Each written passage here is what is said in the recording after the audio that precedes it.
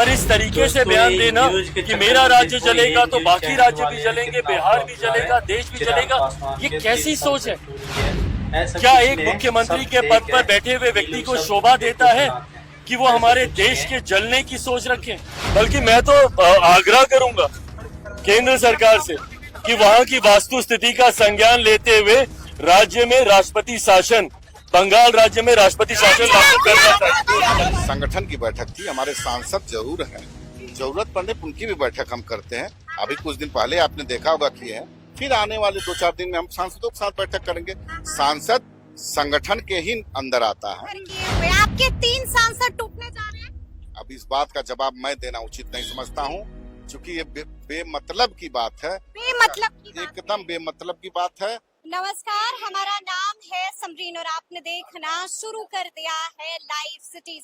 देखिए, आपको बता दें कि आज 30 तारीख है और आज एलजेपीआर ने कोर कमेटी की बैठक भी बुलाई थी। बड़ी बात यह है कि कोर कमेटी की बैठक समाप्त हो चुकी है और बैठक खत्म करते ही चिराग पासवान पटना से दिल्ली के लिए रवाना भी हो गए हैं। देखिए, हमने भी चिराग पासवान से बातचीत की, कई सवालों के जवाब जानने की कोशिश की है। क्या कुछ कह रहे हैं चिराग पासवान? बैठक खत्म होते ही सबसे पहले आप चिराग को सुनिए। इससे ज्यादा शर्मनाक बयान एक मुख्यमंत्री को और नहीं हो सकता। एक मुख्यमंत्री पीछे एक मुख्यमंत्री जो अपना राज्य नहीं संभाल पा रही है।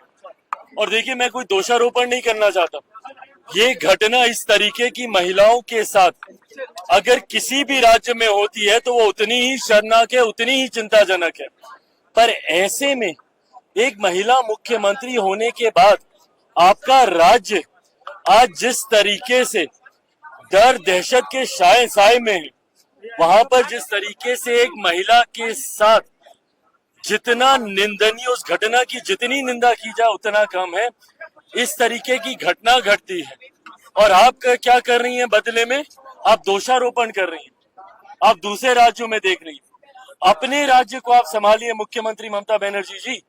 आपका राज्य अगर संभला रहेगा, बाकी राज्य अपने अपने राज्यों को देखेंगे।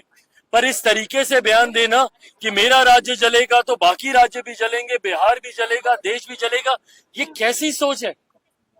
क्या एक मुख्यमंत्री के पद पर बैठे हुए व्यक्ति को शोभा देता है कि वो हमारे देश के जलने की सोच रखें, हमारे देश के प्रदेशों को जलाने की सोच रखें? आपकी जिम्मेदारी आपके राज्य में शांति व्यवस्था स्थापित करने की है। आप अगर उसमें नाकामयाब रहती हैं, आपके राज्य में इतनी बड़ी घटना होती है, अगले दिन हुड़दंगई पहुंच जाते हैं और सारे एविडेंसेस को मिटा देते हैं। आपने अपने राज्य में एक ऐसी व्यवस्था आपने स्थापित की है जहां पे पॉलिटिकल कैडर को आप सरकारी व्यवस्था का हिस्सा बनाती हैं, और वो लोग जब उनमें कमी पाई जाती है, भाई कौन था ये व्यक्ति जिसने इस तरीके की घटना को अंजाम दिया? कैसे उसको इतना एक्सेस मिला हुआ था? कैसे उसको इतनी छूट मिली हुई थी, जबकि उसके ऊपर डोमेस्टिक वायलेंस के इससे पहले इतने सारे चार्जेस थे? तो क्या ये आपके सरकार की, आपके सरकारी तंत्र की लापरवाही नहीं थी? और उसके बाद इस तरीके से दोषारोपण करना और दूसरे राज्यों को इस तरीके से धमकी देना, क्या ये एक राज्य के मुख्यमंत्री को शोभा देता है? ये इनकी कमजोरी को दिखाता है, इनकी विफलता को दिखाता है।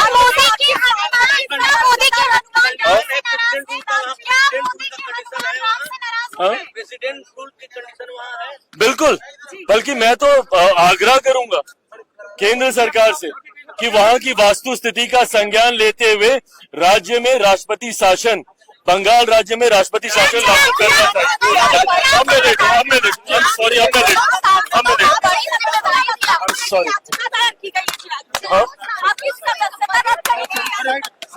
तो देखिए, इस वक्त हमसे बातचीत करने के लिए एलजेपीआर के प्रदेश अध्यक्ष राजू तिवारी जी हैं। सबसे पहले बहुत शुक्रिया।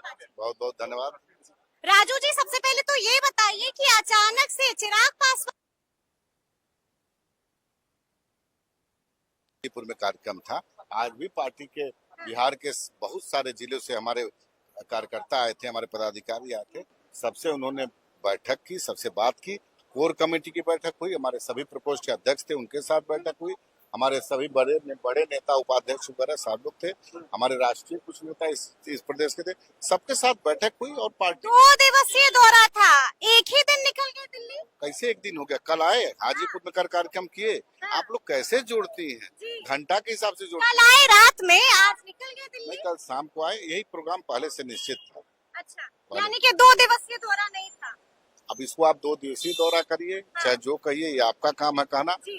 मेरे नेता का पहले से जो भी कार्यक्रम था सब बाखूबी से हुआ है और बहुत सारे हमारे नेता बिहार के थे, सबसे बृहद चर्चाएं हुई हैं। अच्छा, कोर कमेटी की बैठक भी हुई है, क्या कुछ फैसला लिया गया अंदर? देखिए 28 नवंबर को जो स्थापना के दिवस के दिन हमारी जो बड़ी रैली हम लोग करने जा रहे हैं, उस रैली के मामले सभी पदाधिकारियों से विचार विमर्श हुआ और कैसे बिहार में जो सारे हमारे चाहने वाले हमारे कार्यकर्ता लगभग 8,500 पंचायत से कैसे उस दिन सब लोग आवे। एक हम लोग सारे कार्यकर्ता, हमारे सारे नेता, जिला के अध्यक्ष से लेकर सब लोग जाएंगे और आमंत्रण देंगे उनको, आग्रह करेंगे कि 28 नवंबर को पार्टी के स्थापना के दिवस के दिन गांधी मैदान पहुंचे। लग रहा है कि गांधी मैदान भर पाएगा राजू जी। लग नहीं रहा, गांधी मैदान भरना आसान नहीं है। आसान नहीं है, देखिएगा, प्रत्यक्ष को प्रमाण की आवश्यकता नहीं है, आने दीजिए, समय देखिएगा। अच्छा, हमने ये देखा कि कोर कमेटी की बैठक तो हो गई, लेकिन आपके कोई सांसद नहीं पहुंचे।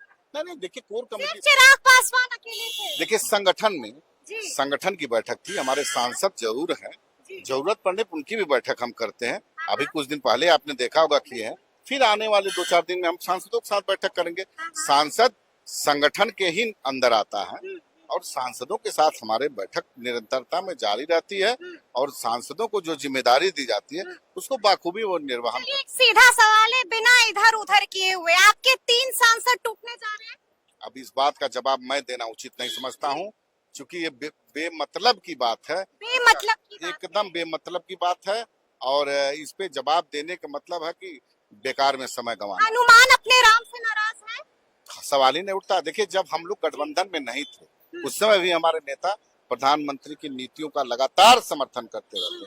अब तो हम उनके साथ, हमारे नेता उनके कैबिनेट में महत्वपूर्ण विभाग संभाल रहे हैं। तो ये सब देखिए विरोधियों के द्वारा अफवाह फैलाई जा रही है और बिहार की जनता और लोक जनशक्ति पार्टी रामविलास के कार्यकर्ता इस अफवाह के फेर हम नहीं पड़ते। अच्छा, आपको बता दें कि ताजा खबर आई है कि चिराग पासवान की लोकसभा सदस्यता को चुनौती दी गई, यानी कि उन पर जानकारी नहीं बताने और जानकारी छुपाने दोनों का आरोप आई तो जाए ना, जिसको जहाँ जाना है जाए, कौन रोकता है, जी। जाए वो अपना काम। देखिए ये लोकसभा सदस्यता पर खतरा तो नहीं आ जाएगा? अब आप लोग कहाँ किसकी बात का हम जवाब चलते फिर, अरे बिना सिर पैर की बात करना कहीं से, आप जैसे प्रतिष्ठित लोगों के सामने बोलना उचित नहीं। तो सुना आपने कि क्या कुछ बता रहे हैं चिराग पासवान। देखिए, आपको बता दें कि चिराग पासवान 2 दिवसीय दौरे पर बिहार आए थे, लेकिन अचानक से चिराग पासवान एक दिन के अंदर ही दिल्ली चले गए हैं। बड़ी बात हम आपको बता रहे हैं, तो इसको लेकर हमने भी एलजेपीआर के प्रदेश अध्यक्ष राजू तिवारी जी से बातचीत की है, जानने की कोशिश की है कि आखिर ऐसा क्या हो गया है कि अचानक से एक दिन के अंदर ही चिराग पासवान दिल्ली लौट गए। क्या कुछ कहा है राजू तिवारी जी ने, वो भी आप सुनिए।